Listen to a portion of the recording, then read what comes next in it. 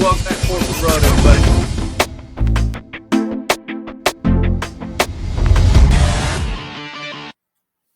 Hey, welcome back to an extremely weird episode of Four for the Road / Drunk Digest, everybody. I'm your host, Punk Rock, for this episode, and then depends on if you're going to listen to it on Four for the Road one, then I'm Punk Rock. No, you're going to listen to it Drunk Digest. Anyways, fuck it. I'm lit. We're going to talk about military stuff, what it's like being a veteran, active duty service member, and motorcycle clubs and how like the veteran community kind of ties in. We're doing a blend cast. Yeah. Ooh, Dude, it's not a podcast. Threw this bitch in the blender, much like I did the leftover booze in my fridge to celebrate St. Patrick's Day. Hey, did you put your tender hard in a blender? They don't want to put my tender heart in a blender. I dig it. So, so we got NoShame and we got DJ Shipley with us today. I changed it to Dave. Oh, he's back to Dave. Okay. Yeah. Cool. I took my glasses off because it's got this weird glare on it. So there was just too much pressure to try and follow that type of podcast that he did with anything that I could do. So we're just gonna be Dave. Yeah, that was deep. Yeah, I'm afraid to listen to it because it's going to make me be a better person from whatever. No, you have to listen to it, dude. And all three of us have to go to Mexico and do DMT. I wanted to do that already. But I don't need to listen to DJ Shipley to go to Mexico and do some DMT. I just need to leave shit. I've been trying to get the same effect with other things, and it's not quite working. So maybe that'll. Hey, dude, we're gonna figure this shit out in April, bro. With you, me, and Jim are riding. I've taken a lot of wrong turns trying it out, but maybe this time we'll get it. Fuck yeah, dude. So, we're going to do a blended podcast because something that we had wanted to talk about that wasn't motorcycle related on what's the other podcast with Drunk Digest?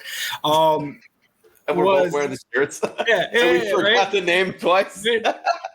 I'm like that one dude on that podcast trying to remember my phone number. Anyway.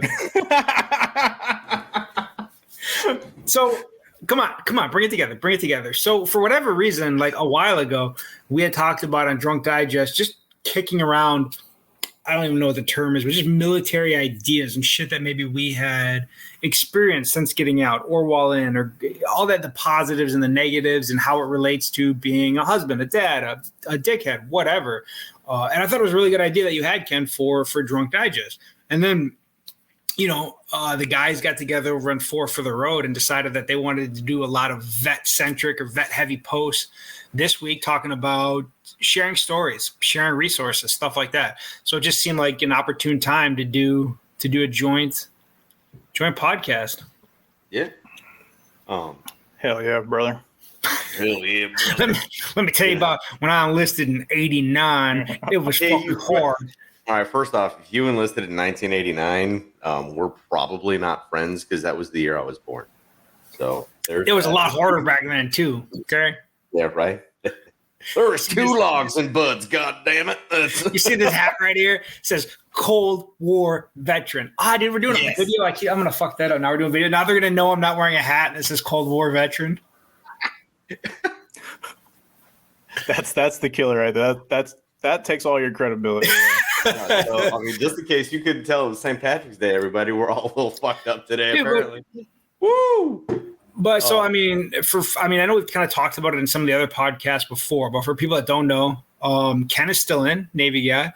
NoShame was Army. I did a little bit of the Navy and the Army. Got the best of both worlds. And so, I thought that that's something we could talk about was kind of how it correlates just to being, if we're doing Drunk Digest, how does it correlate into being who we are today? Like, how did it shape us and how does it drive our lives? The good and the negatives, because something that we've talked about, I think in private before, I don't know if I've ever put it on a podcast, but I would love to explore in this one is like that balance between being a grunt style vet and being like a well-adjusted normal vet. Like I never want to be too Tim Kennedy at all. And I never want to be to DJ Shipley because he's way too fucking cool for me. So it's like, how do you, what is that happy medium for you as a vet? And I thought it was something cool to explore with y'all and tie it into some motorcycle shit. And here we are. So I think what it looks like for me is me. I think I'm the perfect example of everything really and everything that I do and touch. And it's specifically because I've served in the military. And Are you fucking with us? yes, Ken's the most humble person on earth. Yeah, dude. Is it? fuck it, hey. But no, man, the military definitely shapes you. If it doesn't at all, then I think you're probably a shitbird to begin with. Because it definitely instills different things in you, like honor, integrity, loyalty, and those are definitely important characteristics that I don't think a lot of teens grow up with. You know, it's all self-preservation. That's why you see a lot of teens that like to lie and shit like that. You know, try to get out of trouble, to try to stay out of trouble, stay comfortable. But the military don't let you get away with shit depending on where you're at, right? And that's as far as I'm going to go there. Because I show my face and I like my paycheck. So I disagree. We'll get to think that. I want to hear that. A bunch of shitty people in the military, and there's also a bunch of great people. And I think the military is set up to make you successful if you're disciplined. But, you know, at least when I was in, there were plenty of fucking dickheads that just skated by, and plenty of fucking dickheads that got kicked out. So when we're talking about like veterans interacting out in the community, and it's very easy for people like us to tell, like, oh, you were a dickhead when you were in the fucking military. I just want to say, as my pet peeve, I fucking hate veterans. I do too, man. They're so cringy to me. And people right now, you know, there's gonna be some veteran like already smashing out his response on the keyboard. Just hang on, let me finish. Why'd you fucking kneel for the? Yeah, like you are a veteran. How can you hate yourself? Look. No shame. First off, I was in the Navy.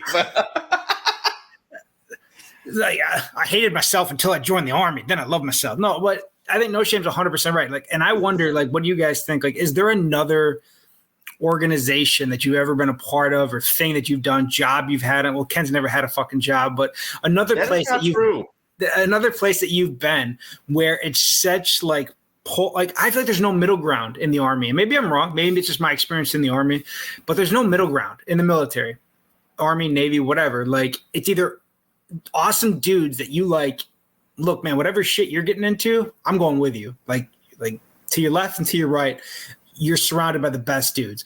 Or there's absolute shitbirds. Like, no, like I don't feel like there's I feel like for whatever reason, we don't have a middle ground in the service. It's just I feel like I was middle ground. Dudes love to serve with you. Yeah, no shit. People loved being my soldier, but I also like was not like the greatest follower, and I also didn't really like care so much about the rules, and I did like get in a little bit of trouble there at the end of the fucking military service. So maybe we should clarify that. Like, I guess I'm speaking more on like the personality of the person. Like, I think that you can maybe bend some of the rules or be a great leader, or maybe have been got in trouble and been a shitbird early on in your career. Thank God we're using video, because I used air quotes, and not necessarily have made you a bad person. Because I think there's dudes that probably spit shine their boots to the highest fucking gloss you've ever seen, that were completely fucking cockbags to work with or to serve with, or like you just, if you saw them out in town, like you were going the other way. Like, yeah, I think there's a difference between maybe your job mentality in the branch of the service and like being somebody that dudes wanted to be around.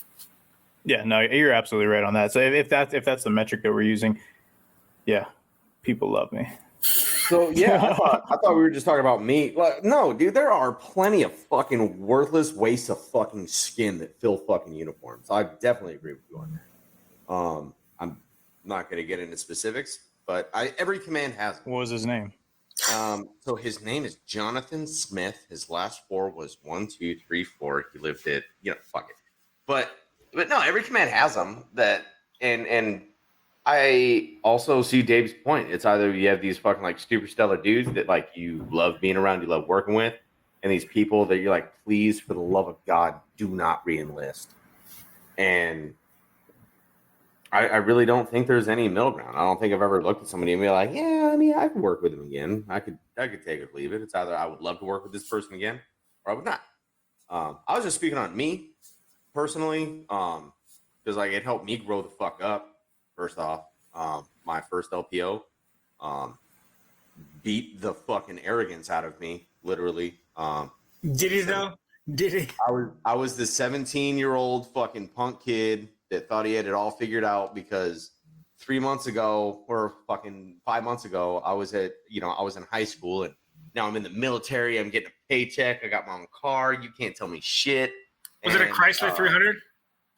It was a fucking 2002 Chevy S-Pen. Aw. Why was it not a Camaro or a Mustang?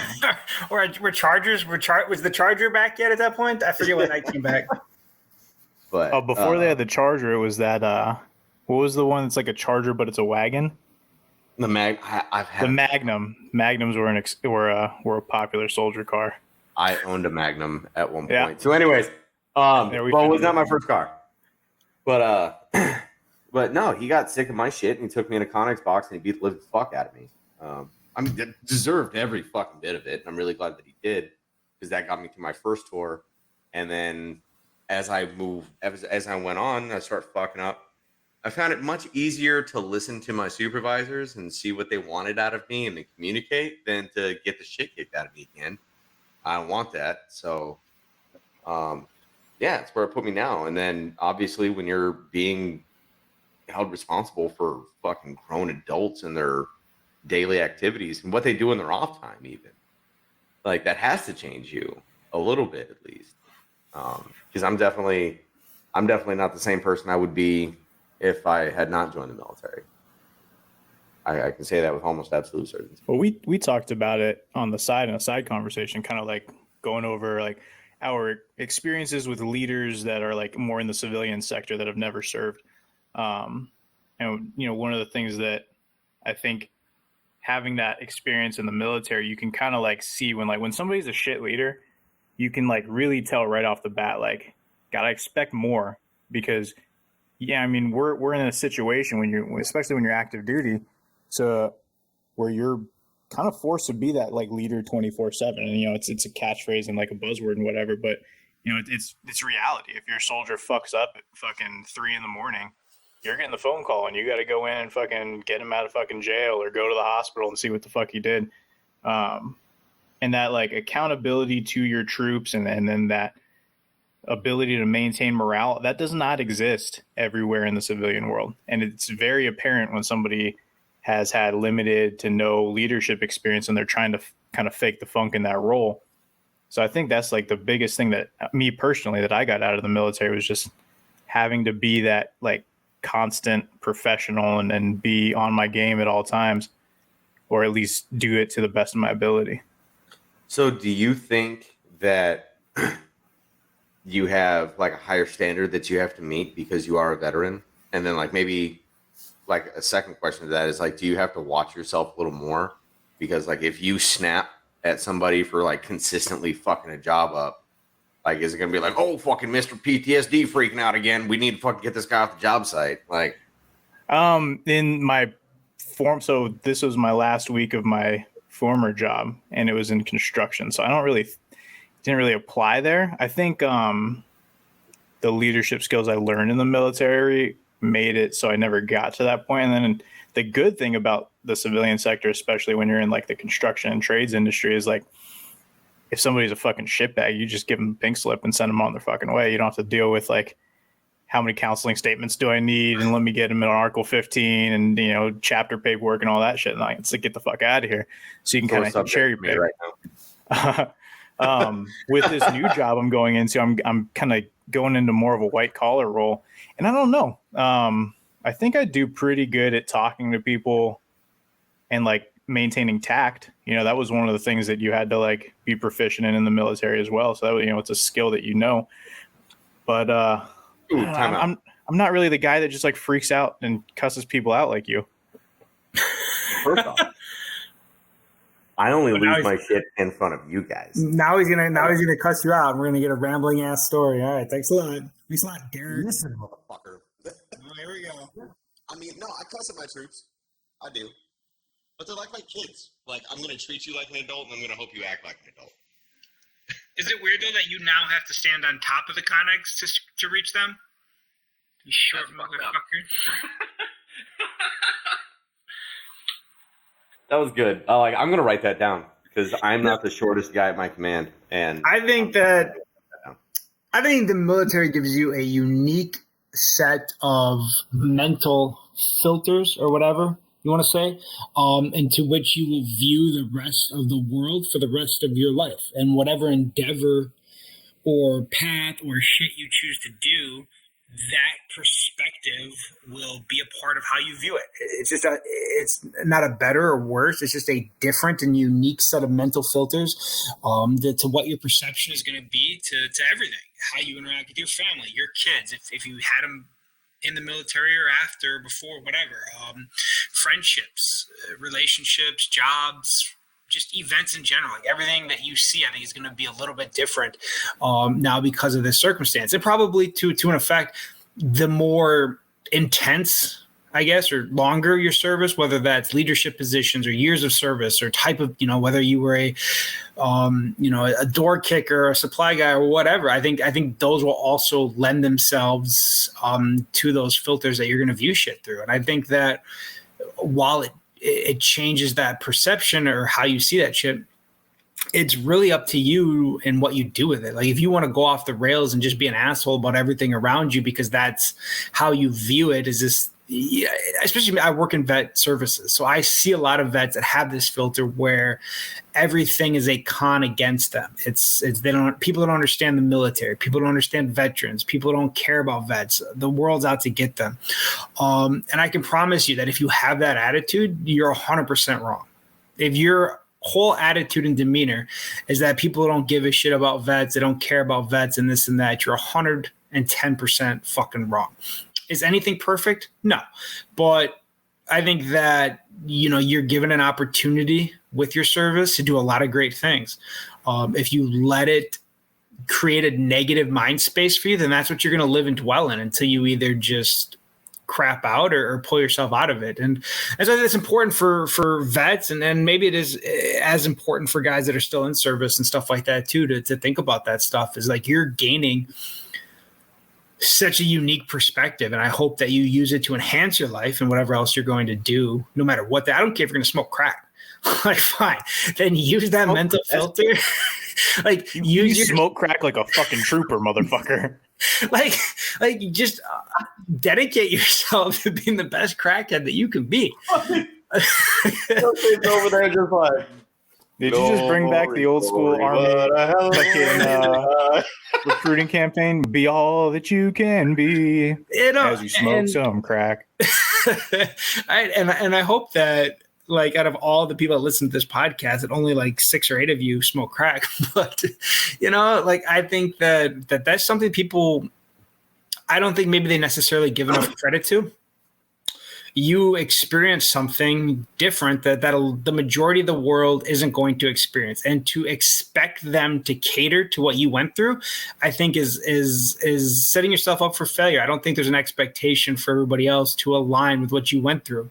You need to know that how your experiences can make you, I guess, for lack of a better term, better than them, like outshine them. Like, take what, the leadership stuff that NoShame and Ken were talking about. Take the benefits, take the dudes that you were able to grow up around and experience things with. Maybe you suffered with, maybe you had awesome paperwork days with, I don't know, whatever, you went out and got arrested with, whatever, like take those experiences and lend it to your new construction job and how you're treating the new guys on the job site, or how you're interacting with that dumbass boss that you have, if he's a dumbass, or soaking up great leadership on the outside, finding people that never served, that are where you want to be, and then blending that experience to your experiences is going to just fucking put you on a rocket to wherever you want to be. And so I think I want people to I don't know what the fuck the word is I'm looking for, but like, don't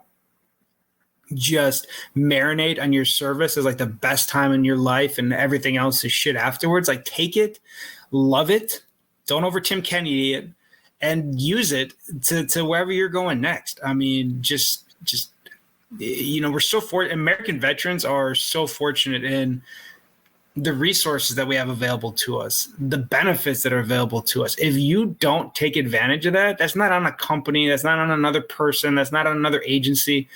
Nobody's going to come to your door with maybe they should, but nobody's going to bring you a a Kmart bag full of, because I feel like the military would give you a Kmart bag, a Kmart bag full of fucking goodies and benefits and shit like that. You might have to hunt some of that shit down. Be resourceful. All right, when Ken locked the Connex on you, you figured out where the bolt cutters were and you got your shit out anyway. Like, be resourceful post service too. And don't let that, like, for the people that are still in or just got out, don't let the military be your fucking personality either. It's, you got to look, not to get all fucking Joe Navy here, but it's an organization made up of a bunch of individuals with different experiences, and that's what makes our force so unique, on top of fucking outrageous military spending. But the different experiences and the different backgrounds that we have is what makes our force unique. Don't lose yourself in that. Regardless if you come in at 17, if you came in at fucking 37, don't lose yourself, because it's really easy to just become your rate and rank, and then that's just who the fuck you are. And I mean, fuck it, I'll probably never make chief because I was lucky enough to where I had somebody say, "Hey, don't lose who you are." Hey, you know what? Saying you're never going to make chief, that's not very DJ Shipley of you.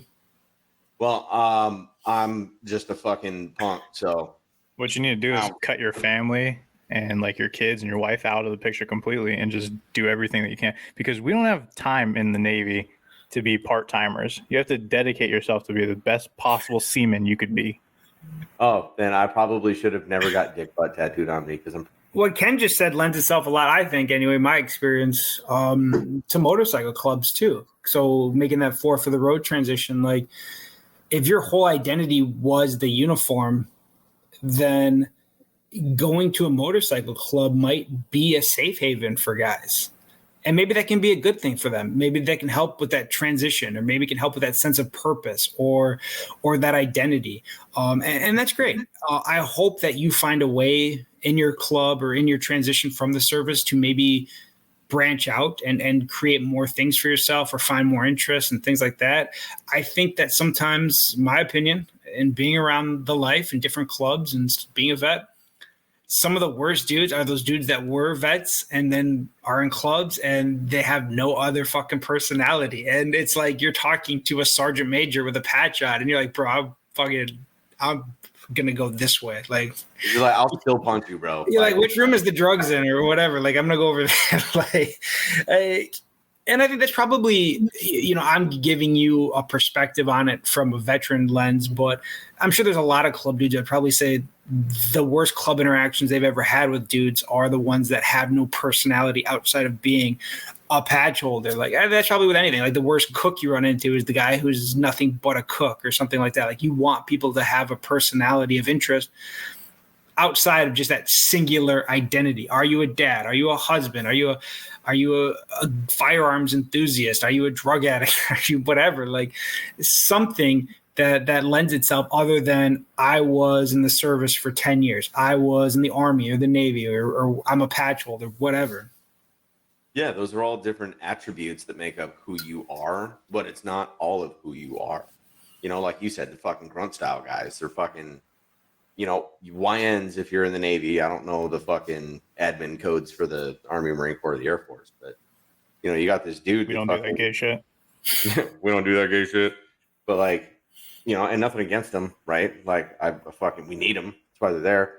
But, like, you're this yeoman dude, but, like, you're wearing all this fucking grunt style off for mine and fucking, like, all this combat shit. And it's just like, bro, calm down. Like, paper cuts were not that big of a deal. Like, it's not, it's okay to just be proud to be a yeoman and then also fucking whatever your name is, the same as the fucking being in a club. It's so fucking exhausting to just be around that guy, like you said, the sergeant major in a patch. That guy is no fun to fucking be around. Well, that same like cringiness that you guys are talking about, it's kind of funny that we're all like exactly on the same page with this thing. Because like the entire time Dave was talking, I was like thinking about, have a personality. Like, wait, what? No, not Dave have a personality. like if you're a veteran, have a personality that's outside of the military. And then, yeah, like you guys are saying, like the same, like the most cringy thing. Like I saw a video a couple days ago, and it's just this dude that gets cut in line, like at a Best Buy or some shit. And he's like, don't you understand that I'm a veteran? I'm a veteran. And he's like, that's like his entire thing. Like, don't cut me because I'm a veteran. Like, how about like, don't cut me because it's like not the polite thing to do? Or like, how about like, wait your turn in line because that's like etiquette and you cut all these other people too. Like, being a veteran does not entitle you to anything more than like some GI Bill and like a zero down home loan and like whatever the fucking government says. Like, you don't deserve any respect from anybody else in the world that any normal civilian doesn't deserve as well. And if you believe that, then I think you joined and served for the wrong reasons. If you think that you went and like selflessly gave yourself to your country because it's supposed to be selfless, and then you expect something, it's a contradiction. And the same kind of people that do that shit do the same thing in the motorcycle club world, and it's the cringiest fucking thing.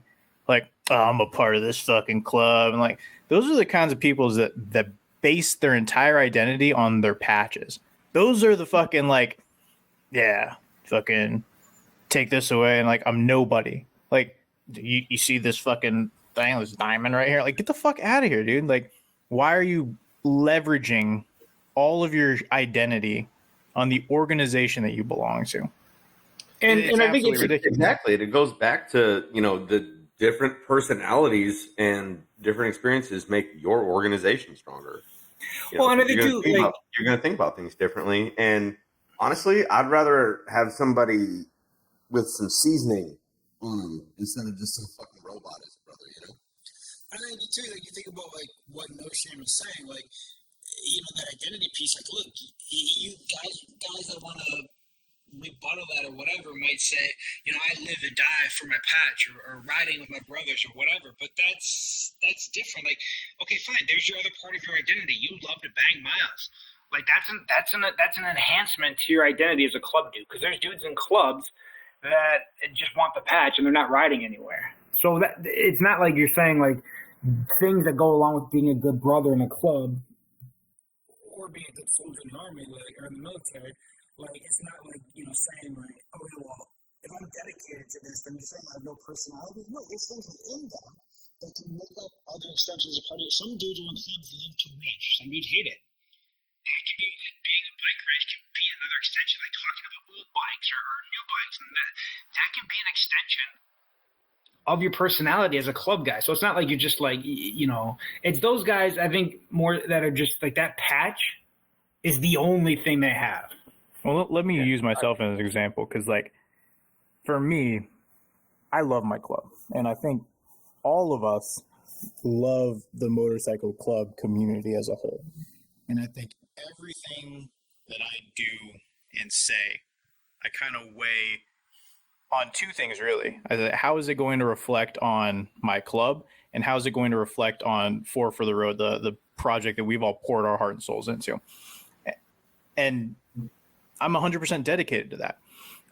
But I'm not the guy that like needs to wear my soft colors to the grocery store while I'm buying Fruity Pebbles so that some fucking weirdo that's walking down the cereal aisle like needs to look at me fucking different.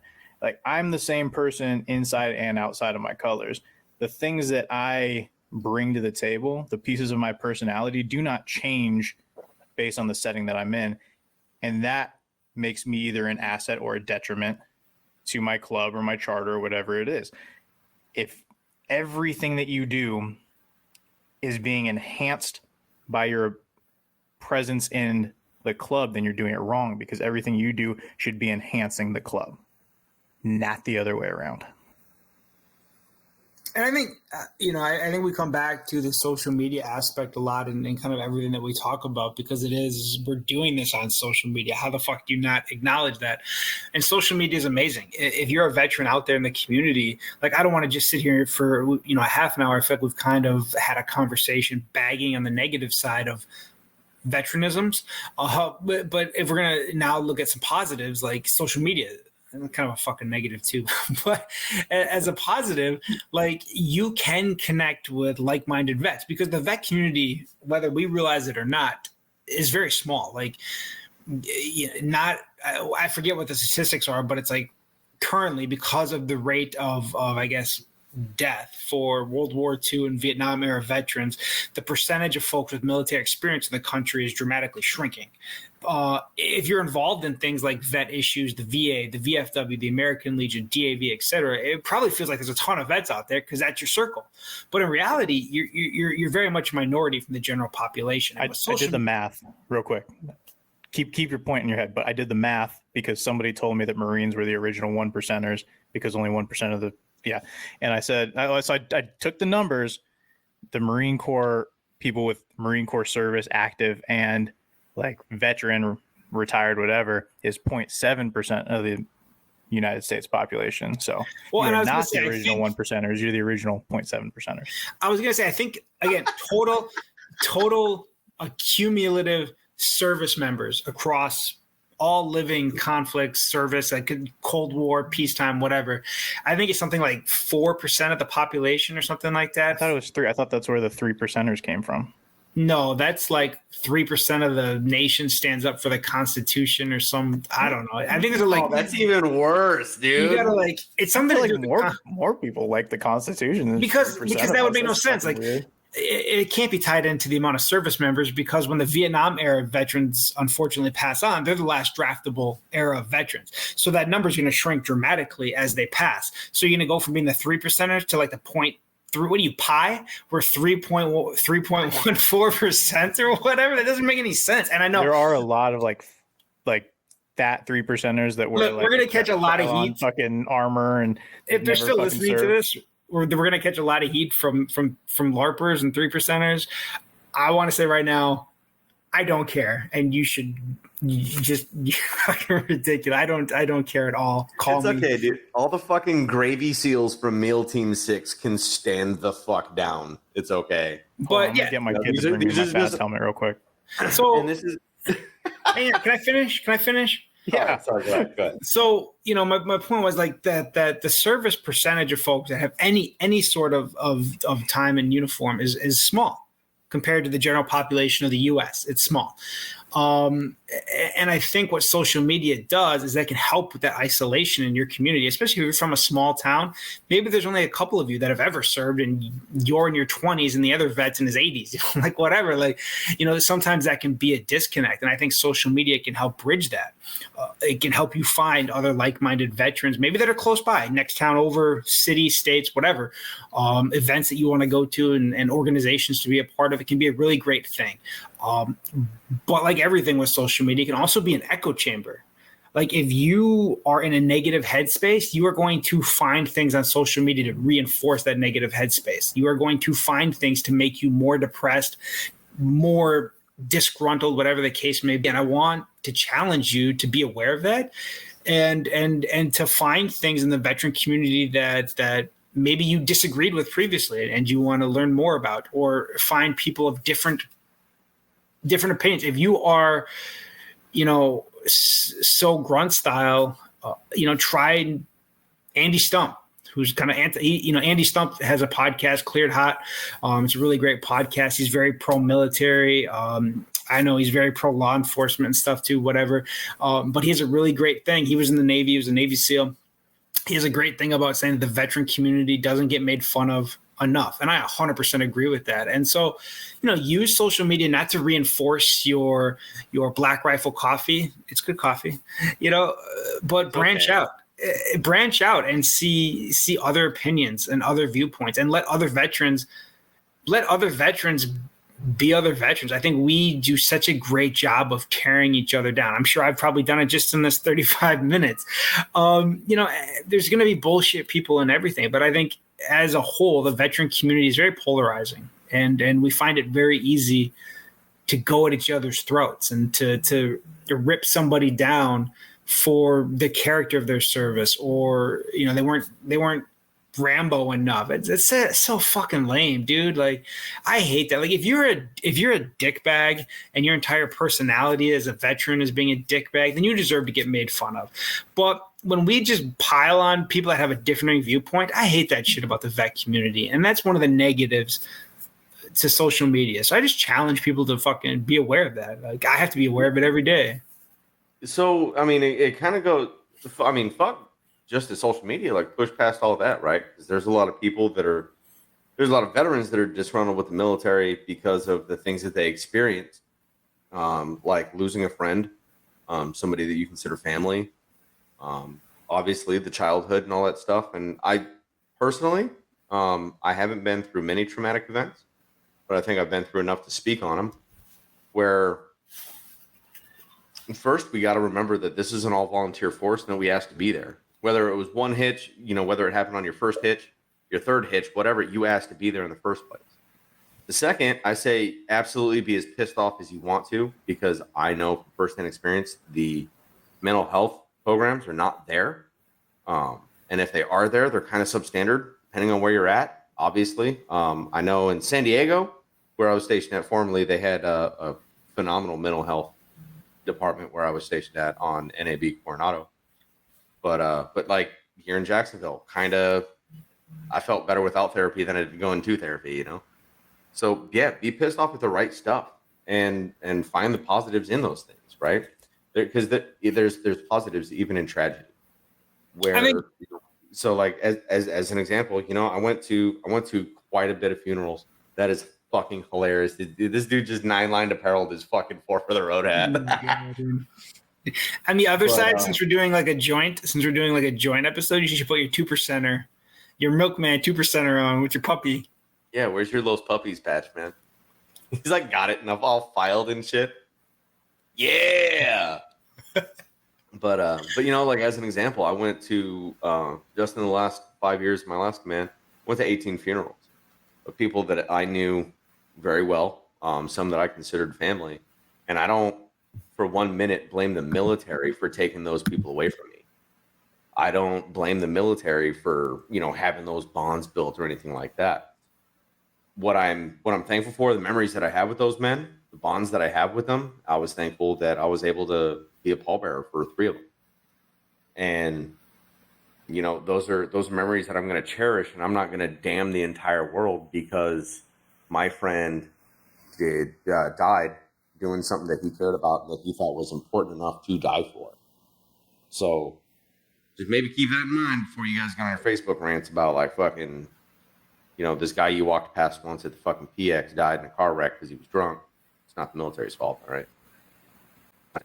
We're gonna have a lot of awkward silences edited out of Dave this looks episode. so confused right now. I was waiting. I saw NoShame's mute thing go off. I mean, that's always like a good indicator that he's about to talk. So did it go off already? I don't know.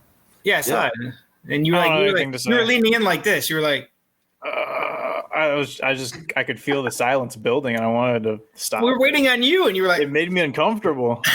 You're triggering my PTSD. Like Ken's talking about dead people and shit. Now I don't know what to do. I heard an interesting point. Insert fat girl story right here. That's what I heard an interesting take though. I forget, and I enjoy listening to military podcasts from certain people because I think it helps. I don't know about other people, but I think I'm definitely a person that kind of can swing back and forth on a pendulum to how I feel about the service or my service. And I'm sure that working for the past 6 years in vet services has also tainted that very much. I see the absolute best and worst of veterans. And so I do try to find military related things, books, people, communities, podcasts to keep me grounded and to give me different perspectives. And one that I found that was really interesting was a guy interviewing somebody, and he was talking about as a leader, like he just got tired of the command and things that he saw, and so he left. And I think that's something that probably everybody that listens to this that's been in the service can either relate to themselves or know somebody, et cetera, that felt that same way. And it got me thinking, what's that? He like went AWOL? No, he left the military. Like he got out. He got out. Okay. And he was at like 13 or 14, maybe 15 years. I don't really know. And it got me thinking though, like if everybody has that mentality that I've been mistreated by this command or whatever, and they get out at 12 years, 13 years, 10 years, 5 years, whatever, who's going to change it? At some point, just up for discussion. I'm not saying I'm right, but at some point, is it important to stick it out to be the change? If all the good folks are getting out at 13 years, 17 years, 10 years, whatever, you're never going to see change. Only those people that were left after the good dudes got out. I'm not saying that every leader, every senior person is shit, but I'm just saying if I think it's a very prevalent thing that good leaders get out early. And I would challenge you that if you're currently in the military and you are a good one, first of all, let us judge that. No, but if you're a good one, stick it out, and you're pissed off and you're upset. I urge you to stick it out and be the change and do. I don't think that it's you might think, well, what does it all mean? And certainly the military will fucking replace you tomorrow. They will. But fuck them. The guys behind you, those are the only people that are going to matter. And if you can impact what they have going forward, if you can impact the type of leadership that they get, if you can change the climate at a command, even for just one maybe platoon or battalion or duty section or whatever, ship, whatever, if you can just do it for one, then maybe you start a trend and everybody stays in and they start changing the whole thing. I wonder, how do we change a negative command climate or things that we don't like about the service if we're fucking getting out and taking our ball and going home after so many years? Well, the answer is you're not. It's like you said, if good leaders are saying, fuck this place sucks, whether it's the command or the service in general, they're saying, fuck this place sucks, I'm going home, then you're not going to get any change. It's the people that stay in for whatever reason it is, whether they don't want to find a job in the civilian world, they can't find a job in the civilian world, or they're happy with their military service. There's all three of them in there, probably more. And you hit the nail on the fucking head. If you're a good leader, you care about your people, which you should. If you're in charge of human souls, you should care about them, even if you don't like them. And you should treat them how you wanted to be treated as a junior troop. And I think that sorry, I will. This is I'm passionate about this one. affect what you can affect. I think that in listening to some of these podcasts, some of these guys had really good points about your 3-foot world and having an impact where you can. The military, since its inception, has probably always had stupid fucking policies. And unless you become president or whatever, you're probably not going to be one of the guys that changes these fucking policies that burden us the most. And I think you have to accept that and compartmentalize it. And then, like I said, your 3-foot world, you can affect the command that you're directly at or the troops directly under you or whatever. And I think sometimes guys let these burdensome, if that's NoShame always corrects my vernacular, but we definitely sometimes are hampered by think tank shit that really should have no place on the battlefield or in the ship or fucking in the air. I don't know what the Air Force calls the troops, right? Troops or some shit like that. Whatever they call it. There's just they just call him John, Tim, whatever their first name is. and I understand that, and that can probably be frustrating. I think we lose a lot of guys to certain Capitol Hill policies or whatever, or things that Big Army decides to, and I use Big Army because that was the majority of like my experience, policies that Big Army puts down on you and things like that. If you can find a way to compartmentalize that and stay within the change that you can affect, who knows, you might have a positive impact on the next chief of naval operations or whatever. And so I say, don't let the big picture. Did you just throw a knife at somebody? Just threw a dart at a cat. You just throw a knife at somebody? At my cat. He's annoying. But yeah, I mean, like a dart for a second. I was like, fuck, dude. I guess my point is create the change that you're going to have the most positive impact, and don't let this shit, no matter how much it sucks above you, don't lose your luster, baby. Don't let it dull your shine. Yeah, dude, be the change. Stay golden, pony boy. But I would disagree that you're not going to see change, big change, anyways. Rather, until you're like high up there in the chain, because like highest dude in my command is the senior chief. It's the E8, and I'm not going to say whether it was good or bad, but I'm just going to say we had one OIC, and the command was one way, and then we changed our OIC, and then the command is a complete different way. And he's not even the highest ranking dude in my command. And I think if you are a good leader, you care about your troops and stuff, you're going to read these instructions and these policies that are not only forever changing, but burdensome, like Dave said. They're burdensome. There's just so many dumb fucking rules in there that one dude cares about this one rule, and that's all he's focused on, right? And it's the same way in a motorcycle club. You know, you're going to find that one guy that's always harping about one thing, but everything else in his world's fucked up except this one thing. And you say, okay, cool. You get a good understanding of your policy, and you say, okay, cool. Well, A, technically, I'm allowed to do A, B, and C, but this guy wants me to only do A, but I'm allowed to do all three of these. So I'm going to go do all three of these because I can justify it legally. You know, as somebody that's been an officer, nationally and whatever, or regionally or whatever, for a club, have you seen? Because I feel like there's conversations where we've had with guys before, and I guess as somebody in a large nation who's got a diverse background in leadership roles, have you seen guys that have just gotten frustrated with things and left and taken their good qualities with them and kind of instead of sticking it out or voting for change or whatever? Because I feel like we've talked to some club guys where they're, maybe they're waiting till if that club has a retirement period, or they're just not happy in it anymore because of changes and they're not taking the steps to change it. Is that something that you can speak on? I think the majority of people that choose to leave, and at least in my experience in my club, is not it's not really due to like the climate or poor leadership or anything like that. I think a majority of it is personal. I'm kind of blessed to have like leadership that's very open to like having an open dialogue, and if you want something changed, they're pretty. I mean, they got open door policies, so you can I could call my national president right now and be like, "Hey, can we do this a little bit differently?" And if I make a good point, he'll enact that kind of change. And call him right now. All right. No, I'm kidding. But no balls, no name over here. Yeah, all right, this is no name. But that yeah, my name's no name.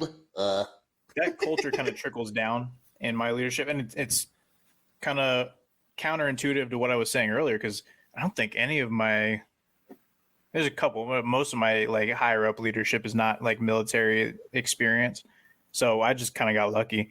But there have been a couple people that were disgruntled with a certain thing, or they didn't see eye to eye on certain aspects, and they did decide to leave for those reasons. And it is a little disheartening. I think I see it more on like the chapter level. You might have a charter president who that he might have a couple guys underneath him who don't really like the direction that he's taking that charter. And I think that's more of the example that I see that with. And a lot of times, like, you'll see those guys maybe try to like transfer. And one of the things thing I advise a lot is, if you have multiple people in your charter that feel this way, like, why aren't you doing anything to change it? And that's the thing I think people lose sight of a lot of times in the motorcycle club world, is like, we govern ourselves. Like, me as a like member of my charter have the ability to vote on things and bring things up in meetings and put motions on the floor, and I can shape what my environment is. I think a lot of people in this world are just like a little too like lazy to do that. You hear a lot of people that'll talk shit or like say all the things that they're disgruntled with, and then a meeting comes up and they shut the fuck up and like they never say a goddamn thing. It's like, well, stop fucking bitching then. It's taking it back to like the military point of it. Yeah, like if we never had good like, Dave, were you in when Sergeant Major of the Army Chandler was in? Was that? I was just he was thinking the about no that. tattoos guy.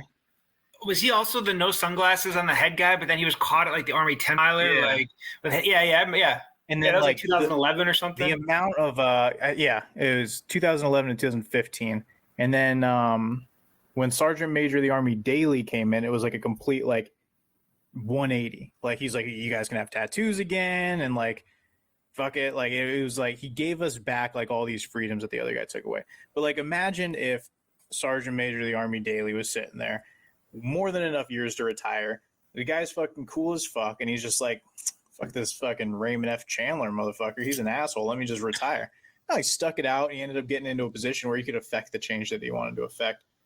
And that lesson should, apply it while you're in the military and apply it when you're in the motorcycle club world, because fuck you, nothing is going to get any better if people that don't have a differing opinion or a better way to do things just constantly keep quitting. And I'm not saying you're going to get everything your way. And I'm not even saying that like, if you're disgruntled that you're correct, but just at least having that back and forth dialogue, it forces people to kind of continue to grow. Yeah, I like that. That's a good point. Yeah.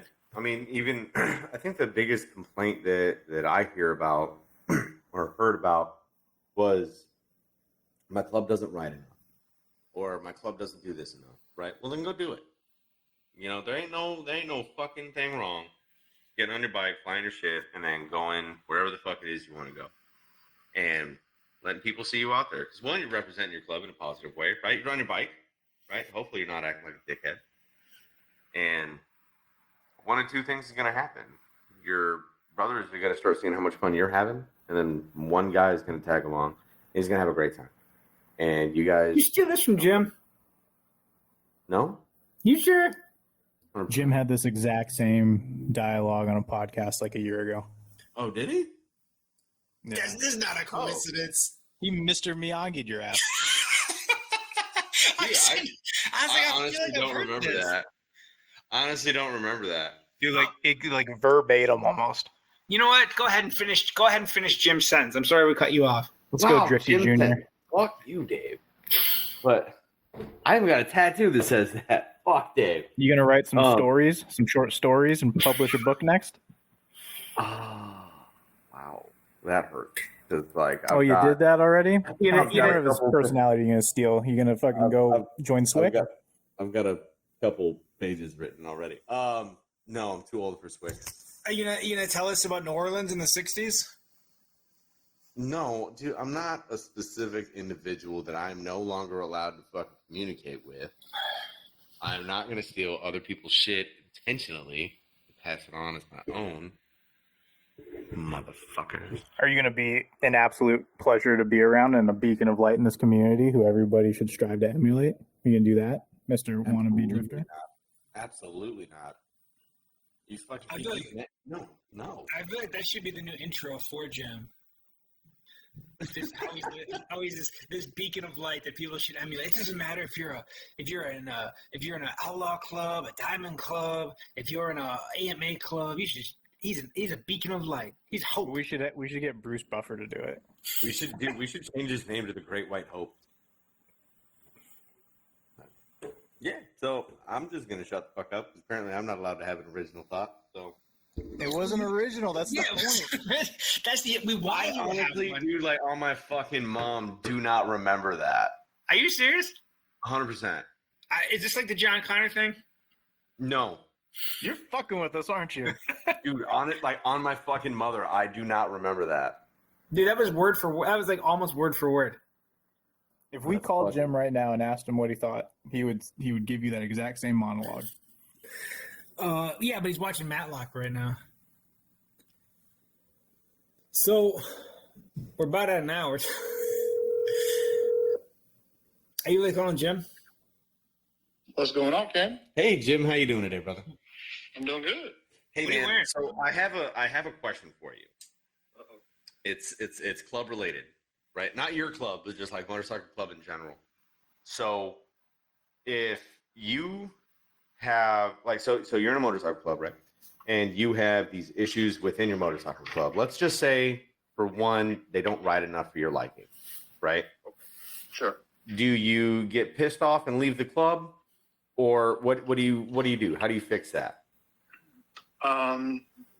Well, the best way to do it is, first of all, you have to decide if you actually like where you're at, you know? Okay. And if you like the guys, then it's just the problem that they don't ride enough. Then how you fix that is you start riding. You go on all these rides and you invite everybody. Right? Okay. And If they show up, they show up. If they don't, they don't. But you can't change anybody. You can only control your own actions. So you keep on writing, and you get guys to start writing with you. You go places that they want to go. You do all that. And then you meet other people that like to write also, and you invite them around the club. And they see how much fun you're having. Okay. Well, what are you thinking? Are they going to see how much fun you're having? What happens when they see how much fun you're having? We're in the middle of recording an episode, and I guess so. I'm turning the speakers back on now. We got NoShame and Dave on. So apparently, I forgot how we got on this fucking topic. I'm fucking hammered. BT You plagiarized Jim. Apparently, I like word for word plagiarized you from like a year ago and had no fucking recollection of it. And then NoShame was like, dude, you call him right now. That's exactly what he's gonna say. So I called him out on his bullshit, and you said exactly what the fuck I said. So, or you said exactly what the fuck I said that you said. So also, this is the best Jim's audio has ever sounded. Are you? Yeah, I know, right? I noticed that shit too. This is so clear. We're recording every episode with Jim like this from now on. So that means on the phone. Yeah, but you're gonna call me, and I'm gonna stuff you with my on microphone. speakerphone through Ken's microphone. Hey, Jim, what are you wearing? A 13 Rebels button-up shirt, some khaki pants, and some nice brown shoes I just bought. Hey, take it off and then send us a pic. He's talking Okay, about your well- khaki pants. Yeah, he'd like that. You already have pictures of that. So. Hey, are they the khaki pants? Are they the khaki pants from your Chiefs uniform? You shut up. They are. He's Yes. I don't need to buy no dress shoes. I got core frames. I don't need no pants. I got these Chiefs khakis. Bitches. Core frames, baby. Core frames and Speedos. What don't you need? Fuck yeah, dude. That is the most swick shit you have ever said in your life. Anyway, we're at almost an hour, Jim. We got to go. We do. But hey, I want to ask you one more question while we got you on here, Jim. What are you looking forward to the most for next month's ride? I think just hanging out and bullshitting and laughing and joking. I kind of need that right now. Ooh, so motel beers is what I'm hearing. Exactly. Parking lot. Yep. Ooh, I second motel beers. I can't get over how clear his audio is. So awesome. Hey, we're gonna wrap this show up, Jim. We appreciate you, man. Thank you so much. You guys are recording me? I wasn't bullshitting you. We're legit in the middle of an episode. So obviously I get royalties from this, right? Yeah, dude, you get 0 cents an hour just like we do. That's right. Damn it. Fuck yeah. I'll tell you what, I'll buy you a hot Miller. All right, brother. All right, I'll talk to you later, Jim. Speaking of 0 cents an hour, I Fuck, dude, that backfired, didn't it? It did. I think we should advertise and get that 1 penny per view. Also, real quick before I forget, I agree. Here's not. I know we don't want to sell out, but if we just allow Spotify to run an ad on here, I don't think that's selling out. But anyway, I kept getting emails about the Wondershare subscription renewing, and hang on, let me finish. I think what I heard Jim say he was most looking forward to ties into this episode. He really kind of said that he's looking forward, just that getaway. So he wants to do DMT on the trip. That's what I heard and what he just said. I heard the exact same thing, so you can't be wrong. Which I think ties into the fact that if you haven't, you need to go listen to the Shawn Ryan podcast, Vigilance Elites, and you need to go listen to the podcast, all 4.5 hours of it, with DJ Shipley. Best podcast ever. And it has everything to do. It has everything to do with the military aspect that we're talking about. He was far cooler than probably all of us combined. Oh God, what a great! If it doesn't make you just want to do better at work or in the military, Ken dropped 6 bud packages already. They keep getting his buds package keeps getting denied, but he's on number 6. It just motivates the shit out of you. The perspective is amazing.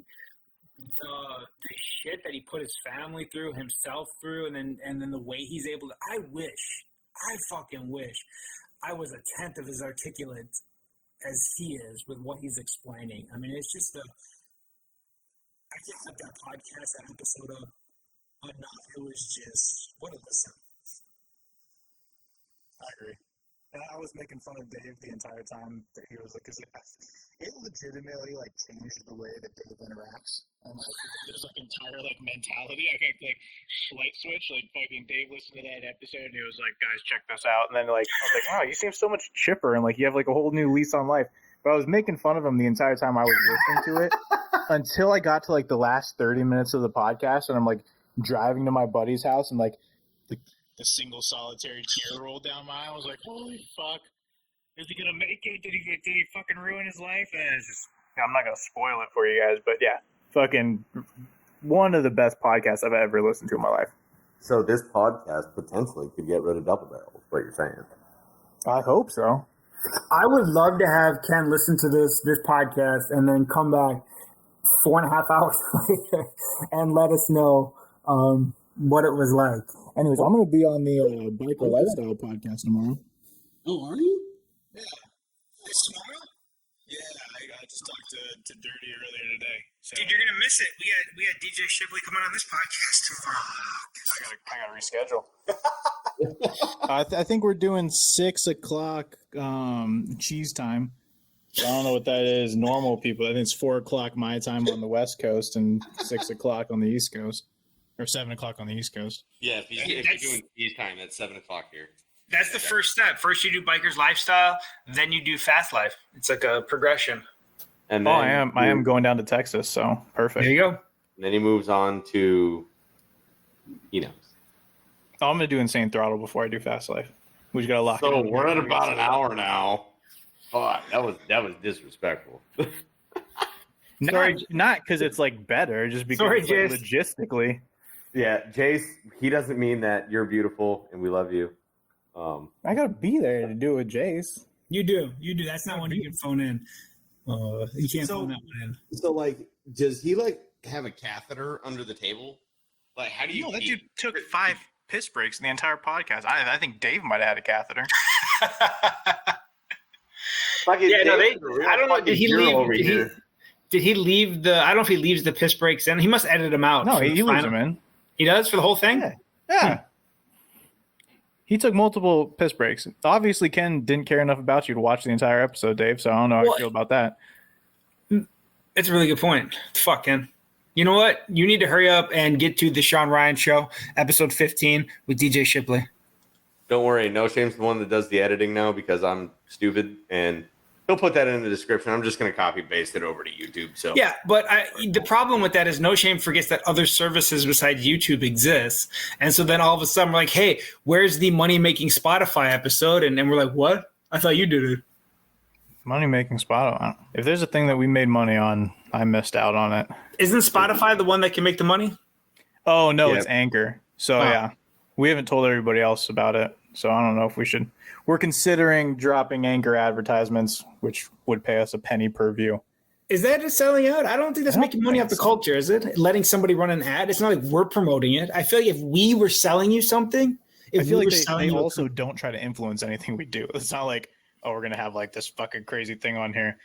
Like the moment we start making clickbaity shit, then fucking call us dickheads. But I don't think we're ever considering doing that. No, I don't think we're considering doing that. And then if running ads has made us sellouts, then we're already fucking sellouts because of our sponsorship through Harley Davidson. Yeah, but we use Leesburg, Florida. But we use that to better the podcast, so you're welcome. Yeah, that's how we got these. Like, that's how you just heard Jim with that crispy sound, that quispy sound. Did you get him a microphone? Because like, I'm so blown away by like. It doesn't make the group better. You know, the group before the individual became the standard, and fuck, man, it made life you have this easier. Queued up? You have this What queued you're up doing just now for like. Made your group better. No, and why are you doing it? True. You know what? Sometimes you just got to get out there for no other reason than because other people aren't. All right. Well, sometimes to be fair, at least that one won't get us zucked like the time I did Tupac or whatever it was, and that got us in trouble with YouTube. Who's that? Trey? Who? No, because I did Tupac in an episode and YouTube like flagged it. Then I did Trey Lewis's Dick Down in Dallas, and that didn't get flagged for whatever reason. No, that did get flagged. They both got flagged. Money. Really? Because I put it on the Instagram and he was like, "Thanks." Yeah, he's like, I don't know. Look at this Episode's gone off video. the rails. Look at this video podcast right now. This hardcore gangster outlaw club 1%er guy over here petting his cat. I haven't petted the cat once, but What was right there? You were just petting. No, oh, this is my microphone stand. And it's just fuck. You can't see it because of my name. What? No, there was a cat there. Wasn't he like scratching the cat or some shit? I'm gonna get it. Yeah. Cat right here. Quit playing with your pussy on the camera. Look here, no name with your cat. Listen, no name with your cat. You don't know me, and you don't want to know me. You heard? My number is 8675309.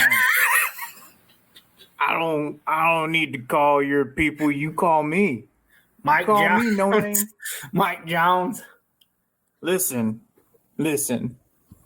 I'm not gonna follow any types of protocol or anything, but you should have called me instead of making me look stupid on the ticky-tacky. Now, anyway, let's get on to this episode where we're going to discuss Australian bikers. Yeah. Let me talk shit about the MC community, but you know better. You know. All right. Well, this got off the rails. Yeah, but it's great. Shawn Ryan, if you're listening, I apologize for mentioning your podcast during this nonsense. What's that cartoon with the really fat dragon in it with the small ass wings? All right, we got to go. So we're at it now. Yeah. Oh, jeez, dude, the last 30 minutes of this fucking show is trash. That's how it always is. It's my favorite parts of the episode. And the last 30 are great. We hit our stride and we're just going. And then, I showed up fucked up. And then It shows. I ruined everything. Hey, can you safely operate a vehicle? Can you discharge a firearm? Can you provide life-saving medical aid? Because if you can't, it's wrong because you're not professional. All right, log us out of here before he starts playing Puff the Magic Dragon or something. Is that who it is? See, the thing is, we even make fun of people who we completely respect and admire. And if you can't take a joke and you're just gonna, I don't know who you are and you don't know me, then I don't know. I'm gonna use these clips for fucking TikToks. I got a tattoo on my thigh that says "Fuck Dave," one of my best friends in the world. Hey, since this is a video podcast, go ahead and show it. His tattoo? Yeah. All right, I'll do it. Oh, it was Puff the Magic Dragon. That's who I was thinking of. You're welcome. Look at that. I feel like we need some music.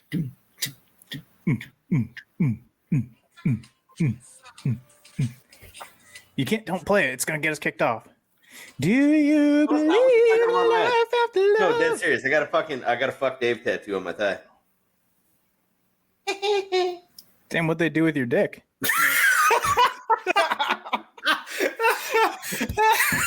That's going on the Instagram. Your mom bit half of it off. No shame. Who else were you with that got the fuck punk rock tattoo? Dave from the Mercenary Motorcycle Company. Which Dave were you fucking? Was it our Dave or him? Fucking our Dave? I got a fuck Dave tattoo on my thigh. And what they do with your dick.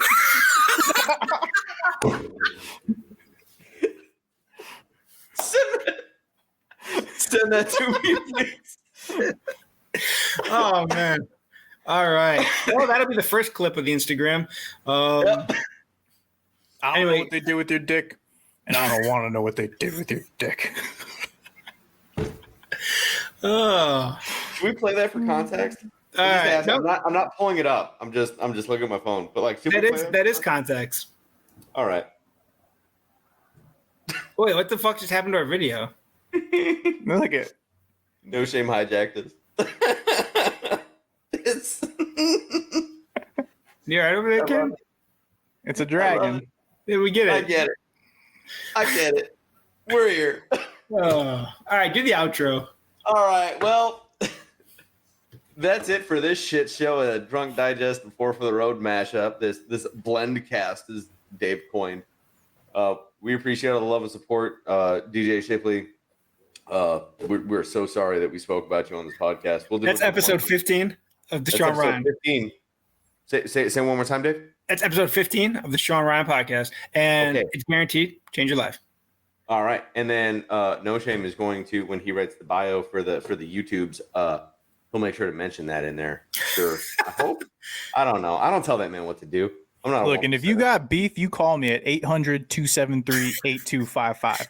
Or if you're thinking about killing yourself, that's also the Veteran Suicide Hotline.